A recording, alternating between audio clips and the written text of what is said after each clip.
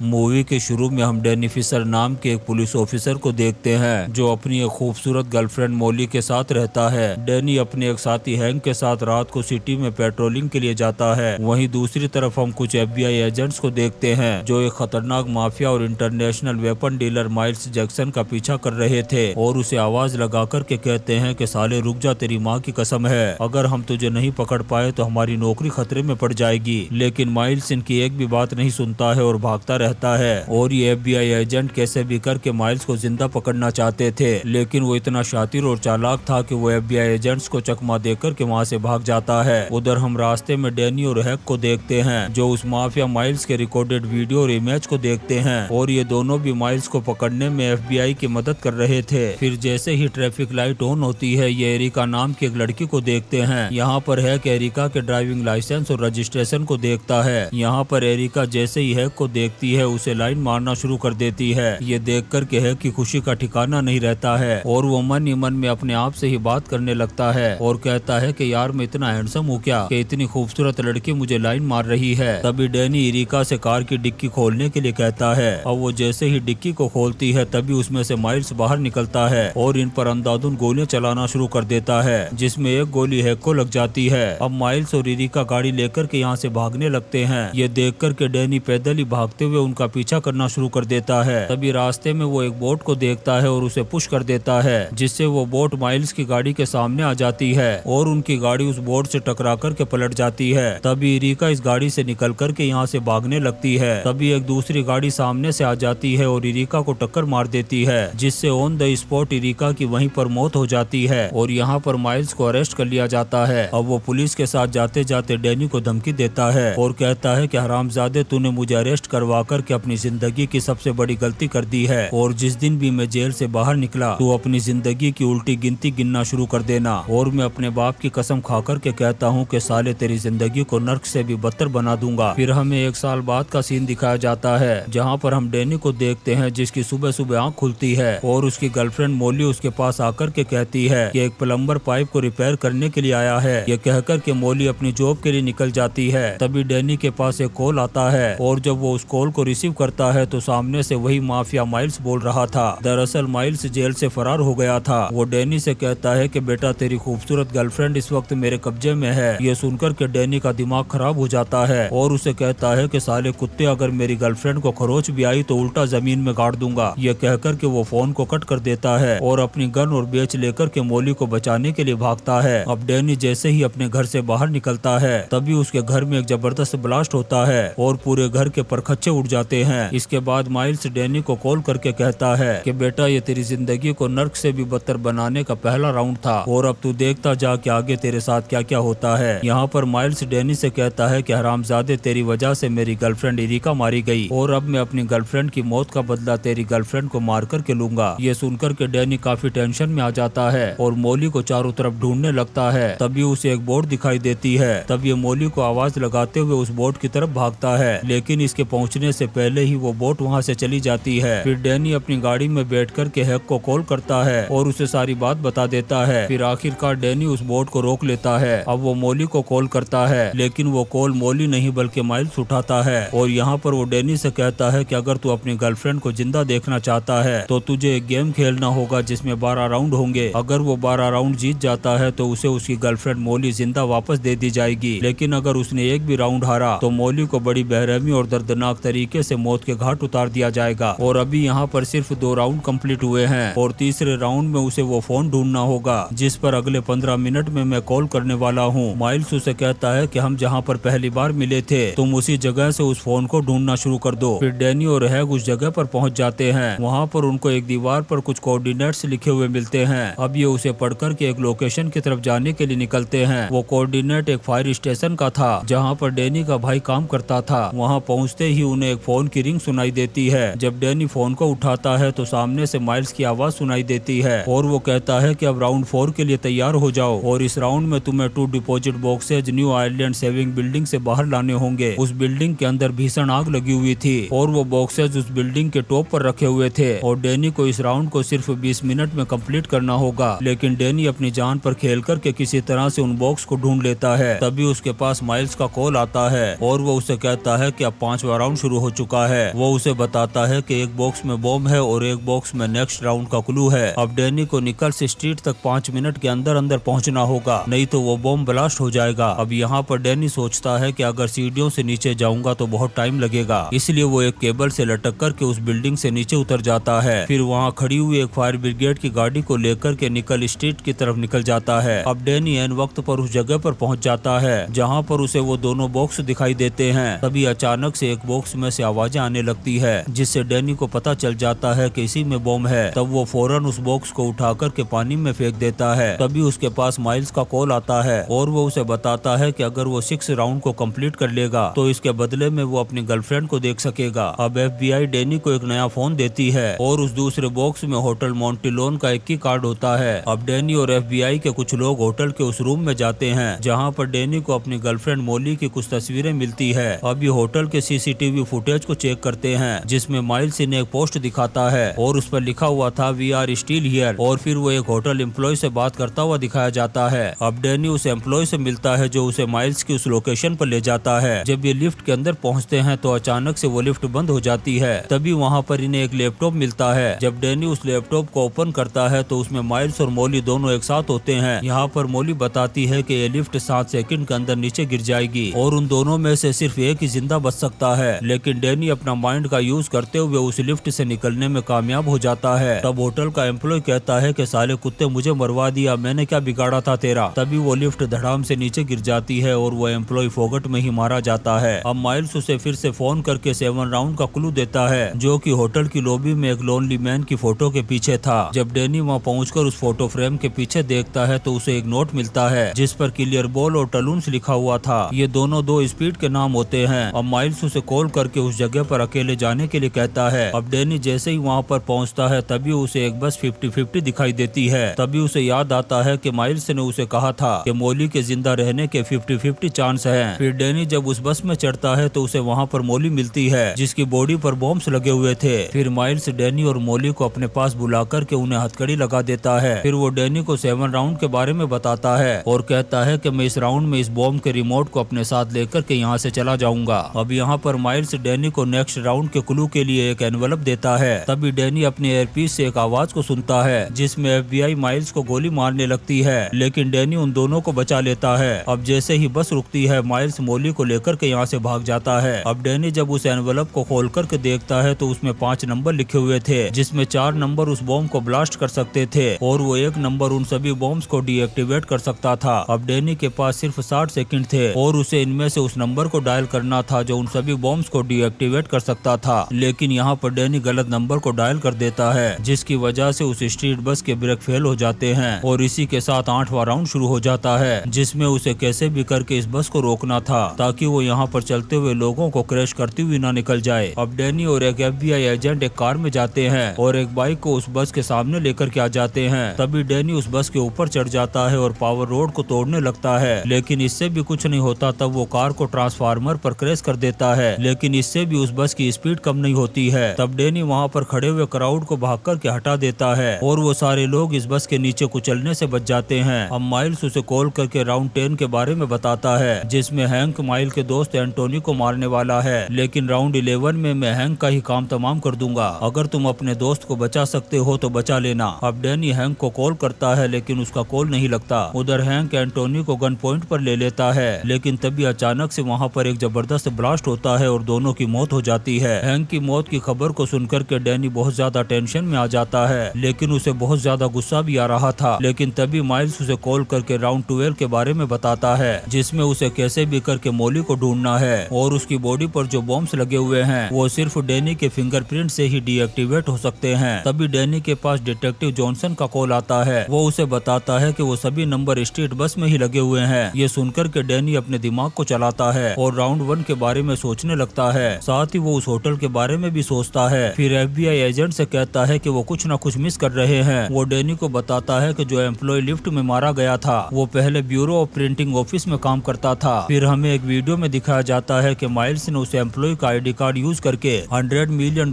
चुराए हैं और उन सारे पैसों को नालों में डाल दिया है। और जो फायर ब्रिगेड की गाड़ी डैनी ने यूज की थी, माइल्स ने उस गाड़ी के जरिए से उन सारे पैसों को वापस बाहर निकाल लिया था और बाकी के सारे राउंड सिर्फ डिस्ट्रैक्ट और भटकाने के लिए किए गए थे। अब डैनी और उस एजेंट को माइल्स के रियल प्लान के बारे में पता चल जाता है। फिर डैनी एजेंट को बताता है कि मॉली एक नर्स है और एक हॉस्पिटल में काम करती है और मुझे लगता है कि माइल्स सिर्फ मॉली को यूज कर रहा है, वो उसे जान से नहीं मारेगा और उसका प्लान मॉली को यूज करके उस हॉस्पिटल के चॉपर से निकलने का है। अब माइल्स उन सारे पैसों को हॉस्पिटल की एक बॉडी बैग में डालकर के स्ट्रेचर पर रख देता है और मॉली को फोर्स करता है कि वो उसे हॉस्पिटल की हेलीपैड तक लेकर के जाए। यहाँ पर माइल्स 2 सिक्योरिटी गार्ड को भी मौत के घाट उतार देता है। अब वो दोनों हॉस्पिटल के टॉप पर जाकर के चॉपर में बैठ जाते हैं। यहाँ पहुंचकर माइल्स मॉली को चॉपर उड़ाने के लिए कहता है। तब हमें पता चलता है कि मॉली चॉपर उड़ाना जानती है। तभी डैनी और एजेंट भाग कर के हॉस्पिटल के टॉप पर पहुंच जाते हैं। मॉली डैनी को देख कर के चॉपर को रोकने की कोशिश करती है। तभी माइल्स डैनी और उस एजेंट पर गोली चलाना शुरू कर देता है। तभी एक गोली उस एजेंट को लग जाती है और वो जख्मी हो जाता है। तभी डैनी उस बिल्डिंग से जंप लगा कर के चॉपर पर लटक जाता है। फिर वो हेलीकॉप्टर के अंदर घुसता है और माइल्स पर हमला कर देता है और इन दोनों के बीच में WWE की फाइट शुरू हो जाती है। यहाँ पर मॉली डैनी की हेल्प करने की कोशिश करती है। तभी हेलीकॉप्टर का इंजन गन फायर की चपेट में आ जाता है, जिससे मॉली उस चॉपर से कंट्रोल को खोने लगती है। अब मॉली जैसे ही चॉपर को लैंड करने की कोशिश करती है, तभी माइल्स उस बॉम्ब को एक्टिवेट कर देता है, जिससे 30 सेकंड के अंदर वो चॉपर एक्सप्लोर होने वाला था। तभी मॉली और डैनी एक बर्फ के स्विमिंग पूल में जंप कर देते हैं और वो चॉपर उस बॉम्ब